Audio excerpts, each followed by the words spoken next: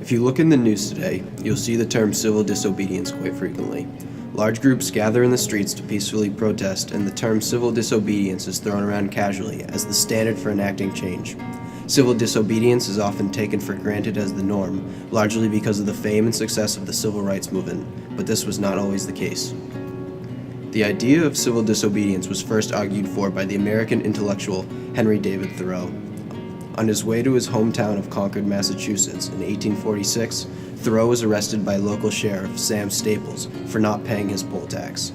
It has been thought that Thoreau is exceptional in this matter and that he refused to pay the tax because he did not want to pay a tax that funded the Mexican-American War. However, the poll tax was either a local or state tax that had no direct funding on the war, and Thoreau actually began to withhold payment of the tax 3 to 4 years before the war started. Taxation, specifically the poll tax, was actually a hotly contested issue on the Massachusetts state political platform at that time, and many had been refusing to pay the poll tax, including Thoreau's notable friend Amos Alcott. In actuality, it is not known why Thoreau refused to pay the tax, but the truth is probably somewhere in between a desire for state tax reform and a general abolitionist sentiment against paying a government that supported slavery. Nonetheless, Thoreau spent a night in jail before a woman, rumored to be Thoreau's aunt, paid the tax for him to get him out of jail. Whatever the actual reason for refusing payment of the poll tax might have been, Thoreau used his night in jail as a platform from which he could denounce slavery and the Mexican-American War, and as inspiration for his new idea of civil disobedience. Civil disobedience was first delivered at the Concord Lyceum on January 26, 1848, as a lecture entitled "The Rights and Duties of the Individual in Relation to Government." This lecture formed the basis for his essay Civil Disobedience, originally titled Resistance to Government, which was first published in an anthology called The Aesthetic Papers. Thoreau's essay argued that when government acts against the consciousness of an individual, they have a duty to not take part in the law that is unjust, so that they do not become agents of injustice themselves. But what influenced Thoreau to come up with such a radical notion? What was going through his mind when he wrote this essay that would have such a drastic influence upon the political workings of people long after his death?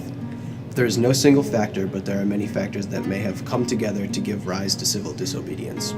In the mid-1800s, Concord, Massachusetts was home to many notable thinkers, including Ralph Waldo Emerson, Amos Alcott, Louisa May Alcott, and Nathaniel Hawthorne, making it a hotbed of ideas and intellectualism. Concord was also home to a fervent abolitionism.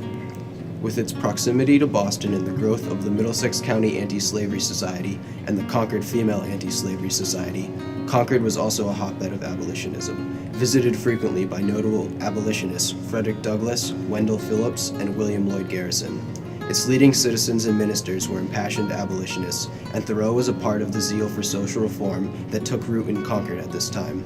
In Civil Disobedience, the reason Thoreau gives for not paying his taxes to the government is because he did not want to support the funding of the Mexican-American War. He believed that war was unjust in that it was an extension of American imperialism and would only serve to extend slavery into new territory. Thoreau's disgust with slavery and Concord's atmosphere of radicalism surely had an effect on Thoreau's new ideas of how to resist injustice. As well as abolitionism, Concord was the center of the philosophy of transcendentalism in America and home to its leading proponent, Ralph Waldo Emerson. In essays such as Experience and Self-Reliance, Emerson expanded on an idea of transcendentalism that emphasized the role of intuition, the conscience, introspection, and observance of nature in pursuit of divine truth. Though transcendentalism had a large impact on many people of the time, it is impossible to systematize its tenets. It was essentially an anti-establishment religious movement that was home to many divergent thinkers.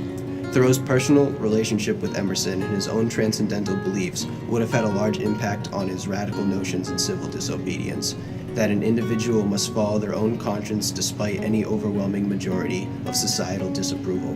For Thoreau, moral truth and guidance may be found within oneself as opposed to in society. Thoreau's opening line of Civil Disobedience, saying, "that government is best which governs least," was an idea that he took from the motto of an American publication called the United States Magazine and Democratic Review, a magazine that Thoreau himself wrote for twice. In one of its issues, editor John L. O'Sullivan argues that, though we go for the Republican principle of the supremacy of the will of the majority, we acknowledge in general a strong sympathy with minorities and consider that their rights have a high moral claim on the respect and justice of majorities.